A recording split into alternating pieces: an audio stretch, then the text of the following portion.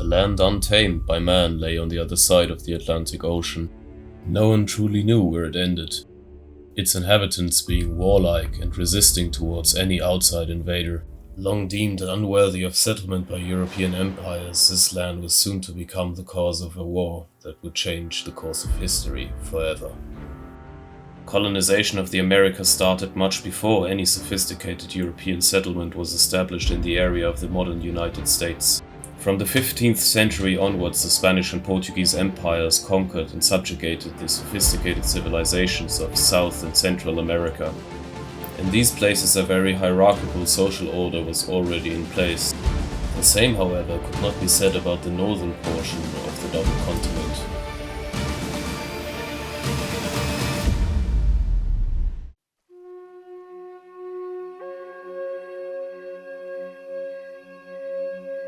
The wild and seemingly endless stretches of land did at first glance not seem to have any valuable resources. Instead of sprawling cities and mountains of gold, the European conquerors found only death and despair in an untamed wilderness filled with hostile natives who lived in tents and subsisted on hunting and gathering. Although claimed by the Spanish Empire after the Treaty of Tordesillas, this land remained unsettled until other European empires arriving late to the colonial game in the Americas set up shop in these lands. First settlements in North America were mostly given up by the colonists out of a lack of food, disease, cold, or the attacks of the natives. After some fruitless attempts, however, Dutch, French, and English settlers finally managed to gain a foothold in the Americas in the early 1600s. The Protestant power of Great Britain established itself on the east coast, while the Catholic French Empire claimed what is now Canada and the American Midwest.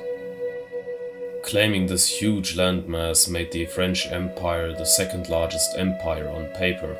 Rule, however, in these regions was far from direct. Apart from very few coastal cities like New Orleans, Quebec, or Montreal, this huge French empire consisted of forts and trading outposts, sprinkled at a few places, maintaining a network of alliances through gift-giving. The only valuable resources from these lands were furs, as these sold at exorbitant prices on European markets. It was mainly procured by the local trade relations with the indigenous tribes. The society of these North American tribes was deeply shaken by the arrival of the yellow-haired creatures with long knives at their shores.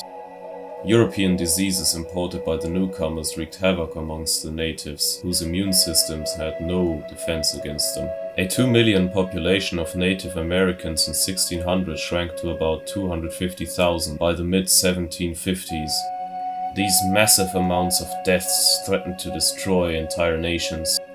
As a response, many native tribes resorted to making war on their neighbors in order to kidnap members of their tribes to integrate them into their own. In raids on European settlements, captives were also taken and sometimes integrated into the tribe. The fur trade with the Europeans also encouraged a brutal struggle for hunting grounds, as European weapons and tools gave certain tribes advantages over others. A series of wars called the Beaver Wars, which was essentially a struggle for hunting grounds, brought a new protagonist on the North American stage, the Iroquois Confederacy. Consisting of 7 tribes, this confederacy brutally conquered its neighbors, extinguishing many other native nations in the process. For the French, however, who nominally owned the land where all of this was happening, the colony was more of a geopolitical asset than an economically viable one. The sugar-producing islands of the Caribbean far exceeded New France in revenue and importance to the French state. Nevertheless, under the rule of the Sun King Louis XIV, the region was further developed and fortified. Louisburg at the mouth of the St. Lawrence River being greatly fortified in order to keep the river free of any future English incursions.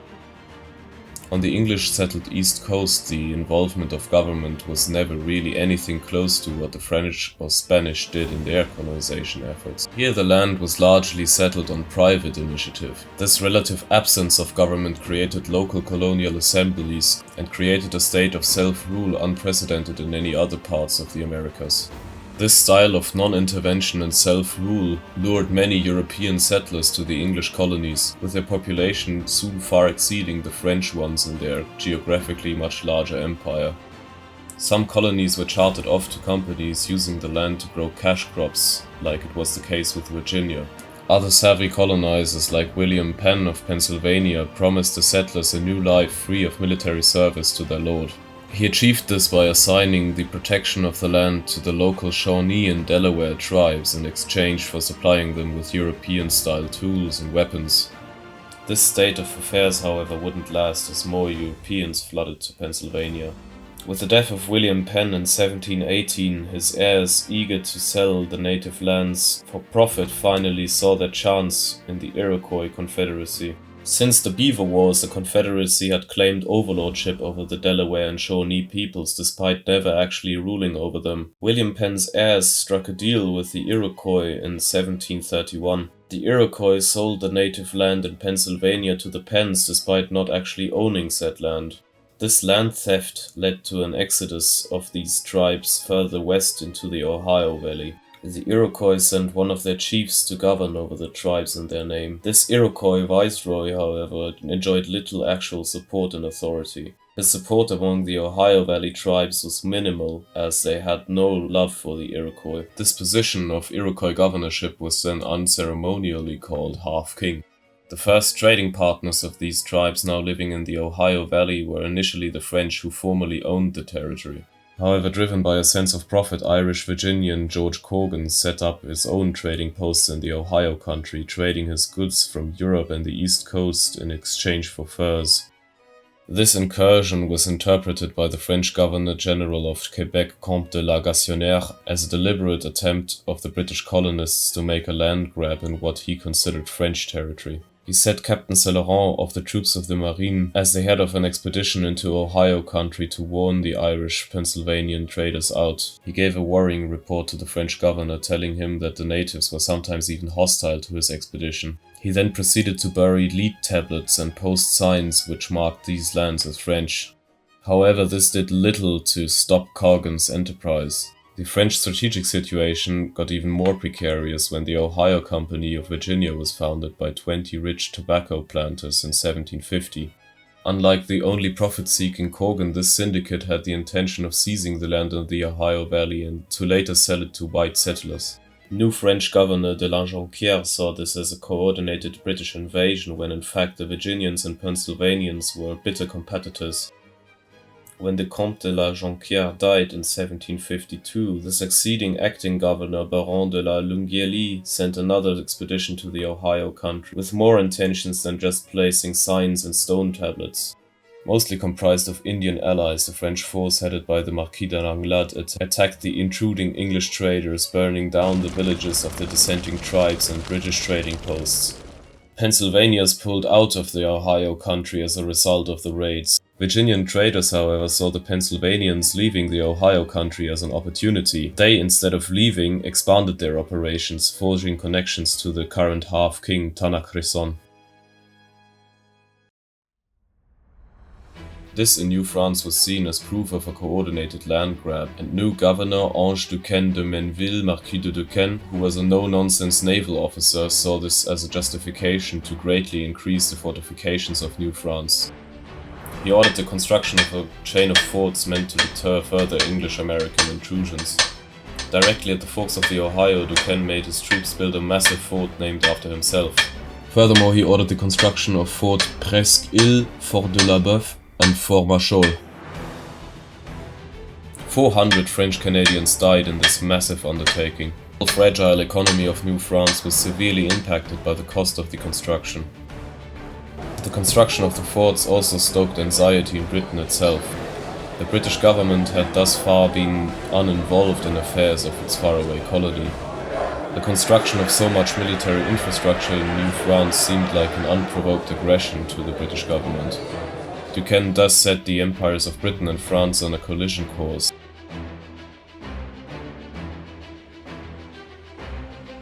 Virginian Royal Governor Dinwiddie was deeply unsettled by the French military build-up. For Dinwiddie, the French were encroaching on what he believed was Virginian land. He justified his claim with the 1609 Virginia Charter that stipulated that Virginian borders ran all the way to the Pacific. He was quick to inform British Prime Minister Newcastle about the situation. Newcastle and the British government wanting to deter the French from starting another war like the one that has just ended 5 years ago with the Treaty of Aix-la-Chapelle. Prime Minister sent a letter to Dinwiddie instructing him to take action against the French. Dinwiddie should warn the French out of His Majesty's land, and if they didn't comply, use force to accomplish it. The British government furthermore sent aid in forms of arms and ammunition to equip a militia for this task. Governor Dinwiddie, however, was deeply entrenched in a legal conflict with the Virginian legislature, the House of Burgesses. Thus, the House of Burgesses denied his request to form a militia. All he could do at first was to send a diplomatic mission to demand that the French should leave. The 20-year-old Virginian George Washington was selected for this task, a choice Dinwiddie would learn to regret later. Washington didn't speak any French and had little diplomatic experience. He had, however, political connections ensuring his post. Washington left Williamsburg with a small entourage on November 1st, 1753. Shortly after, he met the half-king Tanaqueson, who would serve the mission as a guide. Someone more experienced with Indian diplomacy would have instantly noticed the small entourage Tanaqueson had with him. He only managed to convince Mingoes to accompany him.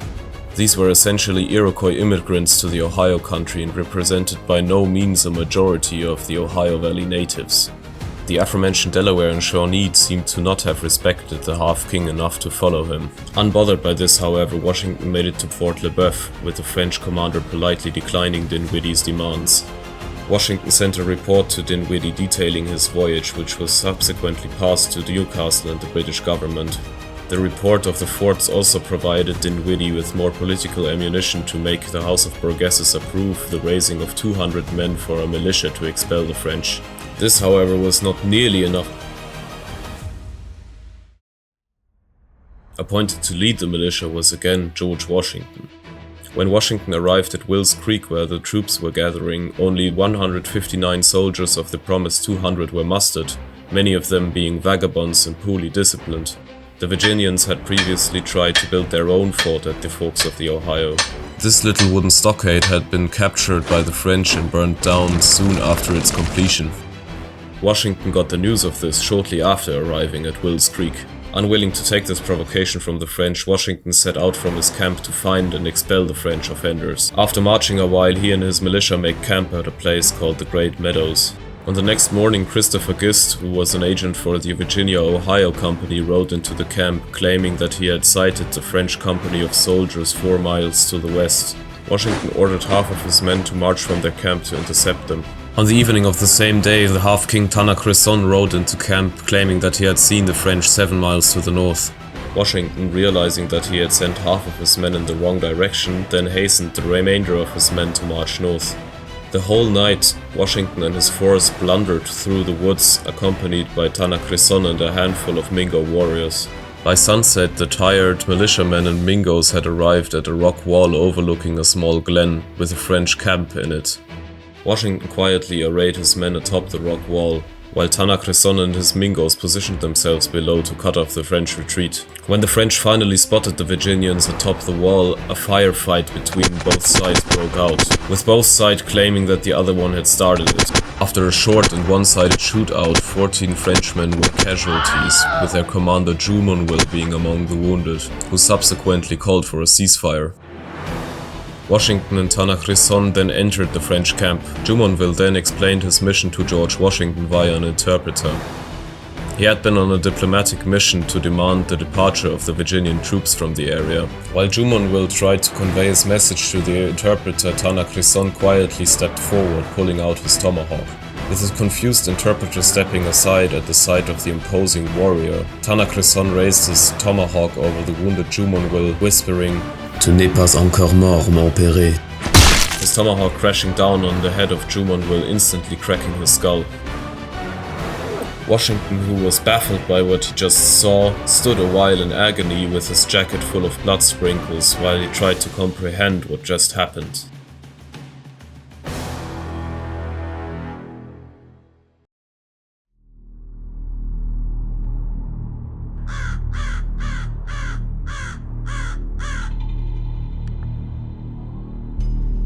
A horrifying scene displays itself before the eyes of the Dauphin, as him and his father Louis XV of France walk the battlefield.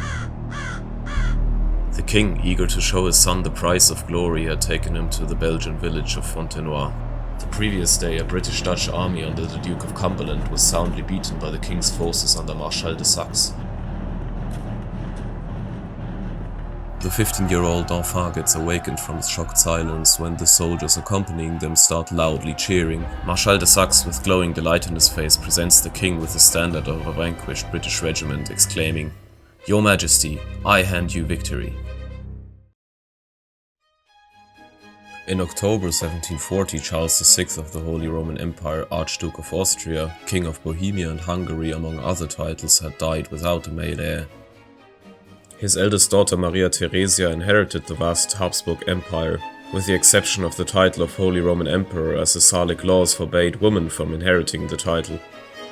This was initially recognized by France among a few other European powers. It, however, sparked a conflict within the Holy Roman Empire, as some of the princes did not recognize Maria Theresia and her husband Franz Stephan, who was chosen to hold the title of Holy Roman Emperor. France was thus presented with an opportunity to dismember its age-old rival on the European stage by entering the war on the rebellious prince's side. A French entry into the War of Austrian Succession, however, would inevitably sabotage the carefully built diplomatic system of a balance of power France had established after the last Great War with the Grand Coalition. France had even managed to build amicable relations with the British. French foreign policy was also further occupied with a power struggle with the Russian Empire for influence over Poland, as they wanted their candidate Armand de Bourbon, Duke of Conti, to be elected as Polish king. Breaking its words would certainly harm France's diplomatic standing on the international stage. For Louis XV, however, the temptation was too great. He allied himself with the rebellious Elector of Bavaria, Charles VII, and entered the war on his side. Britain, fearing a massive French empire dominating the continent, entered the war on the side of the Habsburgs, thus sabotaging Franco-British relations permanently. Franco-Bavarian attempts, however, to topple the Habsburg monarchy failed, as the Allied forces were beaten back out of the Holy Roman Empire. In 1745, an Allied army had tried to attack France itself from the Austrian Netherlands. This attempt, however, ended in disaster at Fontenoy. In America, the war had wreaked havoc among the Anglo-American frontier. Native nations eager for loot and armed and supplied by their father, a term they used for their French allies, swarmed the frontier settlements, taking captives and scalps. This massive wave of raiding instilled a strong native and French-hating attitude in the Anglo-American colonies, which was only to intensify. The New England colony, on the initiative of Massachusetts, conducted their own campaign against New France, capturing Louisbourg in the same year as the Battle of Fontenoy had taken place. Also in this fateful year, a rising in Scotland seeking to restore the fallen Catholic Stuart monarchy on the throne of Great Britain shook the small country, capturing Edinburgh. Louis XV, eager to stick it to the British, funded their uprising and supplied it with weapons and ammunition. This uprising was ultimately defeated by government forces at the Battle of Culloden Moor. It, however, created a staunch anti-French sentiment in Britain bordering on paranoia. Despite their victory in Belgium, the French did not press their advantage and take the Austrian Netherlands in the peace treaty. The great trading post at Madras, which had also been taken by the French, was given back to the British in exchange for the return of Louisbourg. France thus achieved its goal of weakening Austria on the international stage. The victory, however, was a superficial one. The decision to attack Maria Theresia, despite promising not to, had isolated France and ruined its relations with Britain. The entry into the war also created a new German powerhouse, the Kingdom of Prussia, which annexed Silesia after the peace treaty.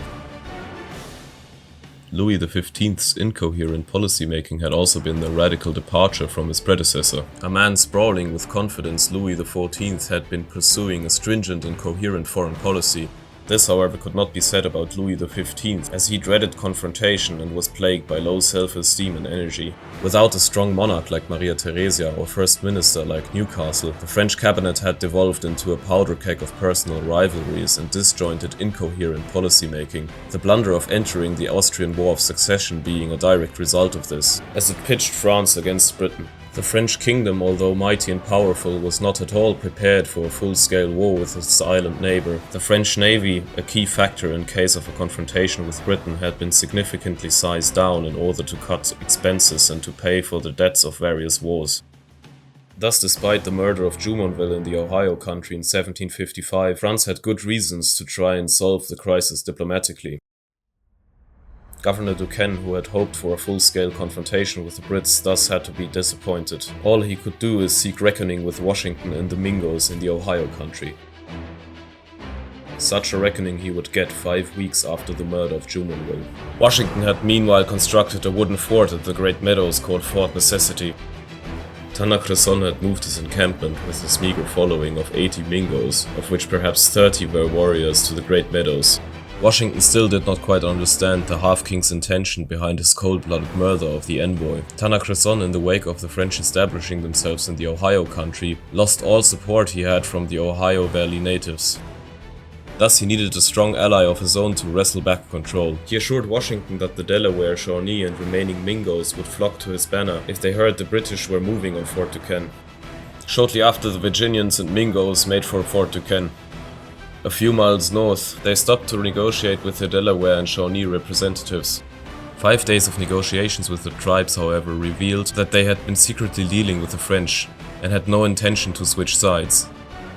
With no other option available, Tanaqueson and Washington turned back to Fort Necessity. The Half-King, knowing that his game was up, left the Great Meadows after the negotiations.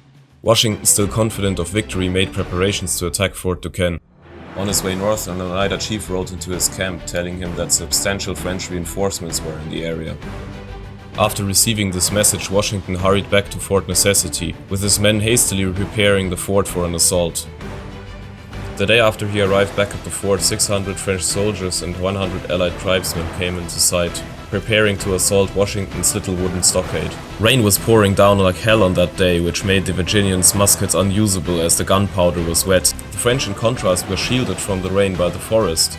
Their commander gave the order to attack, and in a quick and brutal melee they stormed a small wooded hill overlooking the fort, and proceeded to rain hell over the defenseless Virginians. This one-sided shootout continued the whole day. By nightfall, the French fire ceased. On the first day of fighting, 30 Virginians were killed and 70 wounded, with the French taking almost no casualties. During the night, the rainfall continued, drenching the Virginians and their powder even further. Any semblance of discipline broke down as the militiamen broke into their own rum supply, with Washington helplessly watching his men getting drunk. The next day, it seemed, would end in total catastrophe for Washington, but then something unbelievable happened. The French commander de Villers offered to parley with Washington. Washington, gladly accepting this, did not know that the French had hastily marched to Fort Necessity and had only carried little ammunition. Thus he was permitted to surrender with the honors of war after a short negotiation. Him and his soldiers got to keep all their personal belongings and small arms. The regiments kept their colors and one single ceremonial cannon. All prisoners were exchanged and the Virginians and Washington returned home humiliated. What Washington didn't know, however, was that in the terms of capitulation he also confirmed with his signature that Jumonville had been on a diplomatic mission and thus admitted to murdering an envoy, embarrassing Virginia and also by extent King George, and handed the French all justification they needed. The British cabinet reacted to the fall of Fort Necessity with an alarm resembling panic. Newcastle himself, wanting to stave off war, preferred to negotiate with the French. He, however, was pitted against a strong war party headed by the Duke of Cumberland, a man who was also called the Butcher for his violent handling of the Jacobite Rising, a man itching for revenge for Fontenoy, a man who was convinced that any problem could be solved with a musket and a bayonet.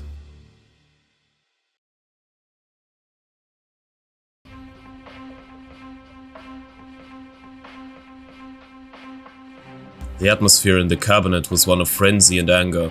The news of the fall of Fort Necessity had been a bombshell to British politics. William Augustus, Duke of Cumberland, the favorite son of King George, had assembled a strong war party behind him, strengthened by years of belligerent French foreign policy. Peace-loving Prime Minister Newcastle, wanting to stave off an escalation, had stayed in contact with the French ambassador Mirepoix. In an attempt to buy time, Mirepoix wanted to negotiate a demilitarized zone in the Ohio country. For Cumberland and his supporters, however, the time for diplomacy was over.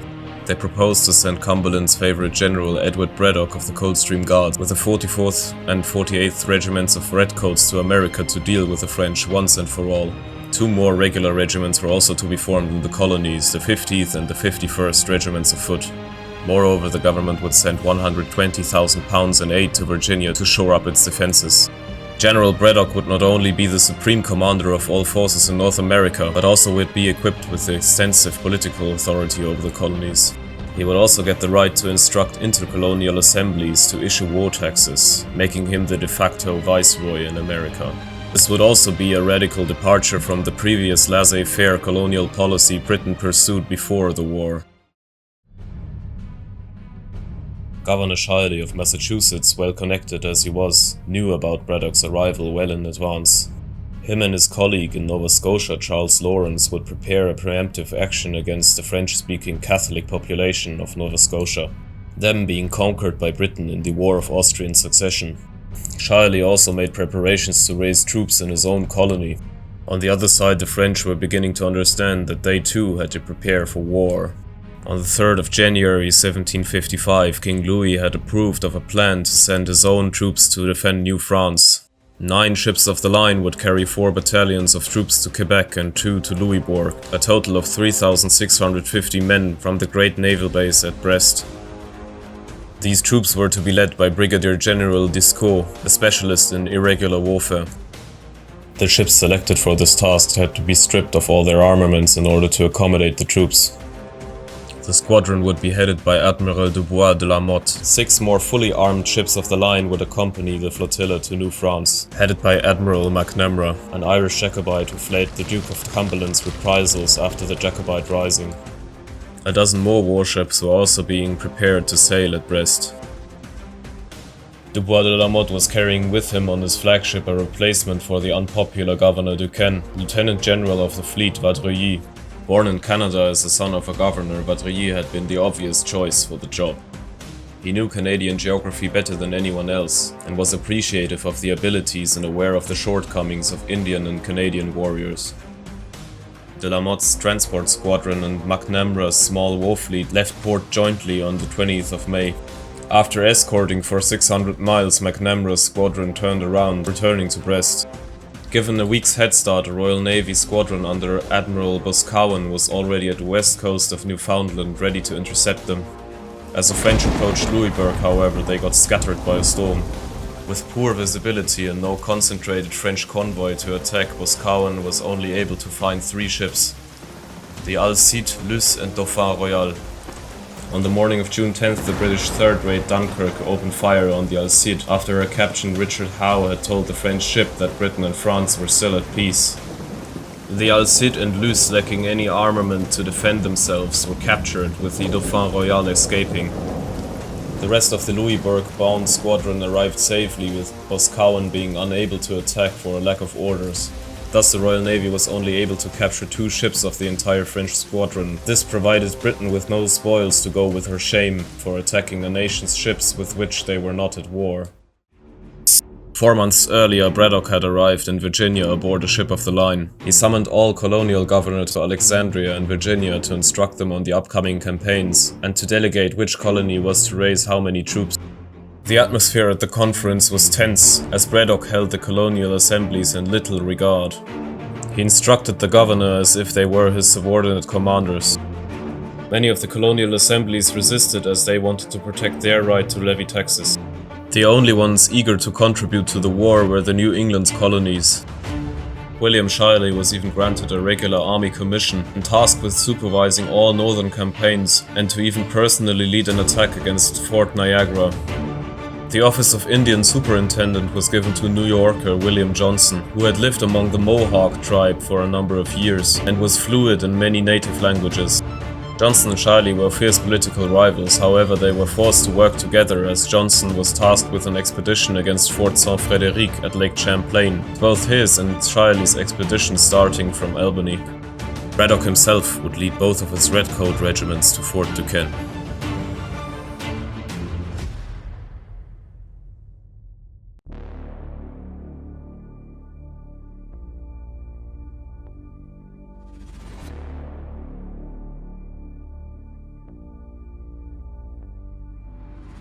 It is May 1755. Braddock chose to start his expedition from Wills Creek, like Washington had done the year before. The road, however, needed to be widened in order to make it possible for siege artillery to pass through. The backbreaking manual labor had to be done by his soldiers from his 2 regular regiments. His forces numbered 2,400, consisting of 1,300 redcoats, with the rest being militia from Virginia, Maryland, and North Carolina.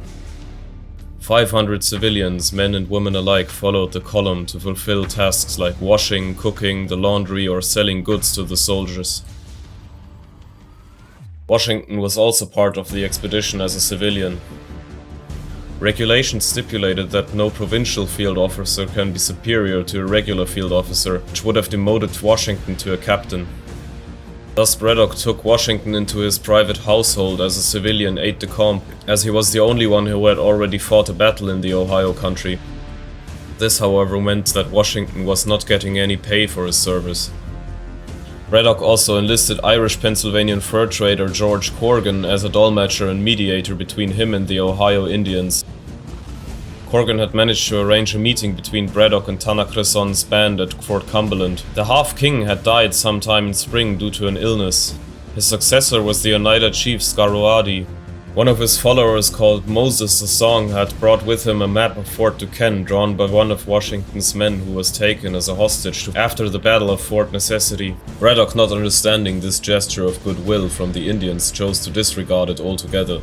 He also outright rejected any alliance proposal from the Ohio Valley natives, who actually had good reasons to expel the French and their rival tribes from the north, who were allied to the French and were now swarming the Ohio country. When Scaroadi asked what would happen to the Ohio country after an English victory, Braddock replied, "The English will inhabit and inherit the land." When Scaroadi asked if the English could coexist with the Indians in the Ohio country, Braddock replied, "No savages will inherit the land."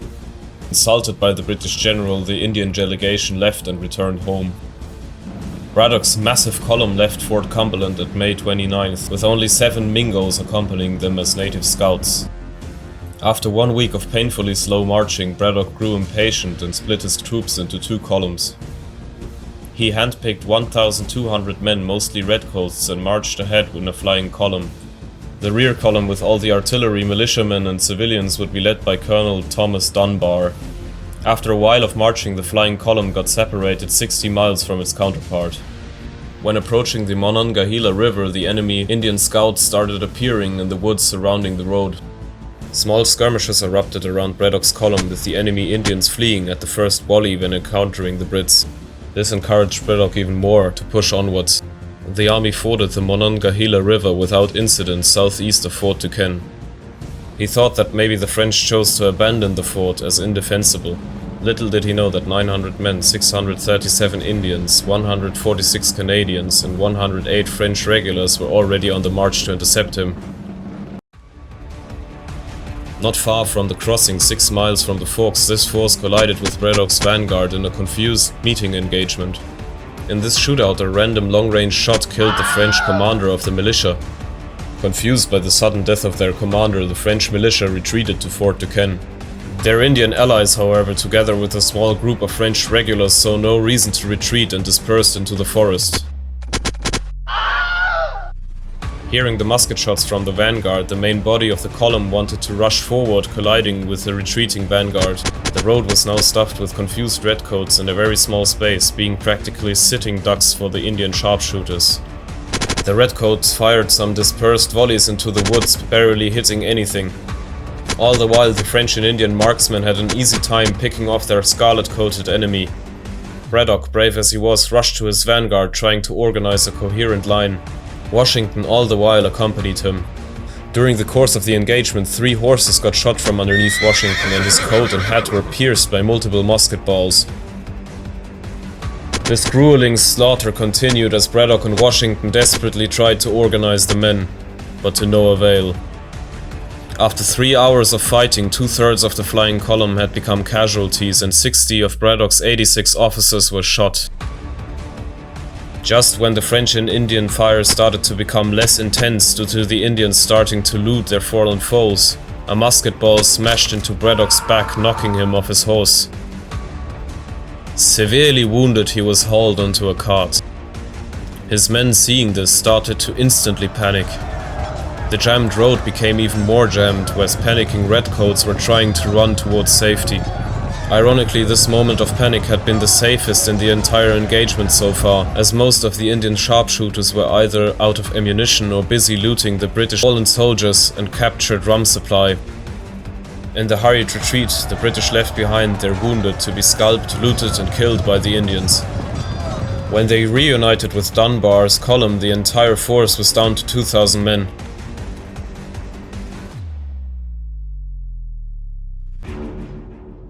Dunbar, seeing Braddock's utterly defeated and demoralized force, thought there must have been a terrifyingly large French and Indian army ahead.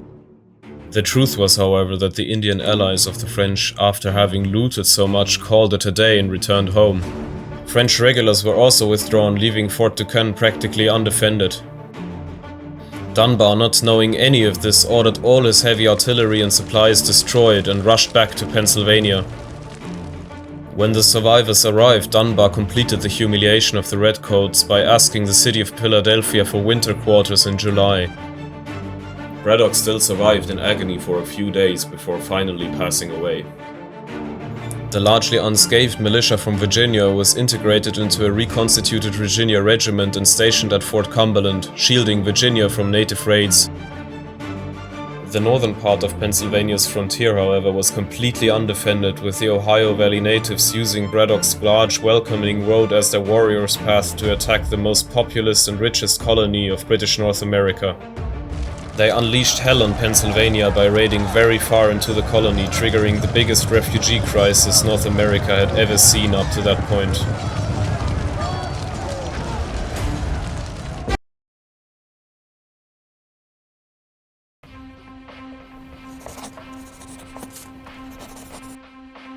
Just as the doomed campaign of General Braddock kicked off in the summer of 1755, other fronts were being opened to finally bring the hated French foe to heel. Almost at the same time, William Shirley, governor of Massachusetts, had set his plans in motion to capture Fort Niagara to cut off French supply to the American interior. French influence in the interior of the American continent relied on supplies from Canada reaching the native tribes. If Shirley could cut this connection, the entire alliance system would crumble. Quartered at Albany, he was bitterly competing for supplies with his year-long political rival, William Johnson. Johnson himself was tasked with bringing down Fort Saint-Frédéric at Lake Champlain and kick open the door to Canada from the south.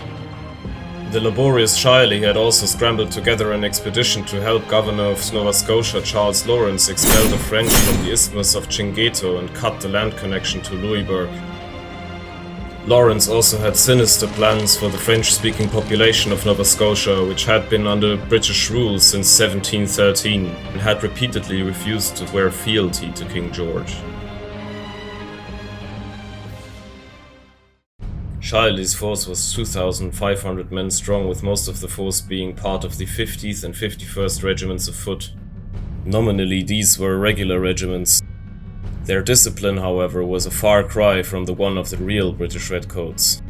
They were all raw recruits without proper drill or training. Punishments were also not nearly as harshly introduced as in proper regular regiments. The logistics of the campaign were also a nightmare for Shirley, as he had to cover 500 miles with his ragtag force. The army was supposed to winter in Fort Oswego at Lake Ontario. However, he didn't nearly have enough winter clothing, food or other supplies to get his troops through a harsh North American winter. Proceeding anyway, Shirley was immediately facing the problem of mass desertion. By the time he had reached Oswego, 800 of his men had already unofficially discharged themselves from His Majesty's services. The remainder of his army would be cut off from their Albany base in winter by the snow and ice and suffer from scurvy and malnutrition through the entire winter of 1755 to 1756. The expedition would never attempt to take Fort Niagara. Johnson, on the other hand, had a much easier target to reach than Shirley. His force consisted of 3,500 provincial militia from New York and New England. His connections to the Mohawk chief Hendrick got him 200 Mohawk warriors to support his expedition. For him, Fort Edward near Lake Saint-Sacrement would serve as his supply base. After marching to the shores of Lake Saint-Sacrement, the army made camp to build boats for the lake to ferry supplies to Crown Point, 50 miles to the north.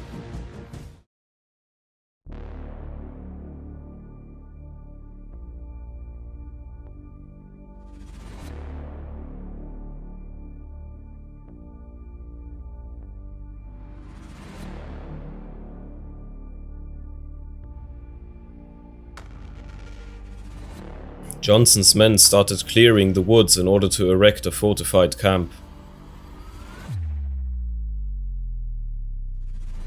However, this was quickly disturbed by the Mohawk scouts reporting several hundred tracks of native warriors a few miles away. 4 days later, the scouts reported tracks of what must have been several hundred Europeans. The Anglo-Americans immediately started to fell trees around the Lake George, dragging them into barricades and clearing fields of fire. Johnson, expecting an attack on Fort Edward, sent 1,000 militiamen and 200 Mohawks to defend it. Unbeknownst to them, 600 Canadians, 200 French regulars, 700 Abenakis and Catholic Mohawk converts were lying in ambush on the road to Fort Edward.